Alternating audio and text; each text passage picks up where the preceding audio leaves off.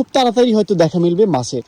আপনাদেরকে জানিয়ে রাখি, ওই যে ওই পাশে আছে কাছি টানার মতো দড়ি টানছে, তারা কিন্তু অনেকেই রহস্য বুঝতে পারেন না যে আসলে কিভাবে ডুব দিল আর মাছ তুলে আনলো। ব্যাপারটা কিন্তু এমন নয়। আপনারা এই যে দড়ি টানছে, এই পাশে একজন দড়ি টানছে, এই পাশে একজন, মানে এই পাশে দুইজন, আরও যদি আপনারা গভীরভাবে লক্ষ্য করেন তাহলে দেখতে পারবেন এই পাশে দুইজন রয়েছে, তাদের হাতে দড়ি, আর এই নদীর মাঝখান দিয়ে রয়েছে জাল। আর এই জালের সাথেই কিন্তু মাছের দেখা হয়, আর যখন দেখা হয় তখন কিন্তু উপর থেকে বুঝতে পারে বুদ্ধি আকারে, তখনই ধরা পড়ে যায় মাছ। যেমনটা এই যে ধরা পড়েছে, প্রচুর মাছ রয়েছে। আমরা এই নৌকায় এখন ভিজে ভিজে মাছ ধরছি। ভাই, অভিমত ব্যক্ত করেন। আসলে এই অভিমতটা একটাই বলবো, এই আনকমন একটা মাছ ধরা। আসলেই আসলে সাধারণ জনগণের কাছে যখন ভিডিওটা যাবে হয়তো ভাববে যে এটা আমরা বানায় নিচ্ছি বা ফেক বা এরকম বলবে। আসলে এই বৃষ্টির মধ্যে এই জেলেদের সাথে থাকতে পেরে নিজেকে সৌভাগ্যবান আসলে আমাদের। দর্শক বন্ধুরা, চারিদিকে মেঘলা আকাশ, রিমঝিম বৃষ্টি পড়ছে, আর এই বৃষ্টির ভিতরে ভিজে ভিজে এই শিকারীরা মাছ ধরছে। দেখতে পাচ্ছেন চারিদিকে মনোরম দৃশ্য, প্রাকৃতিক সৌন্দর্যে একদম ভরপুর। তারই মাঝে এই সুরঙ্গের মতো এই ইছামতি নদীর মাঝখান দিয়ে বেয়ে চলেছে নৌকা, আর এই নৌকায় বসে সেই শিকারী।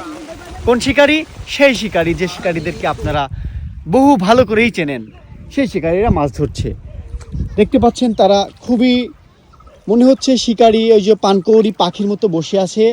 মাছের দেখা মিললেই তারা তাদের যে ভারী সরঞ্জামাদি আছে, বিশেষ করে তাদের যে জীর্ণ শীর্ণ জাল, সেই জাল নিয়ে নদীর বুকে ঝাঁপিয়ে পড়বে, তারপরে তুলে আনবে বিশাল আকৃতির গজার মাছ।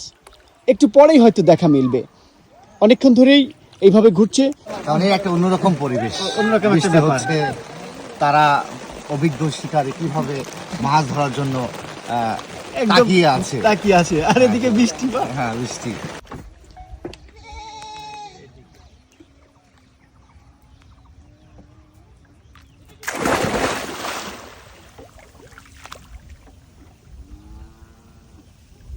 সাথে থাকুন, কাকা কি করে।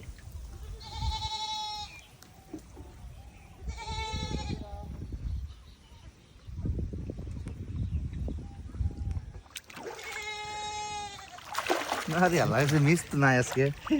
হ্যাঁ, চালু হয়ে গেছে। মিস নাই।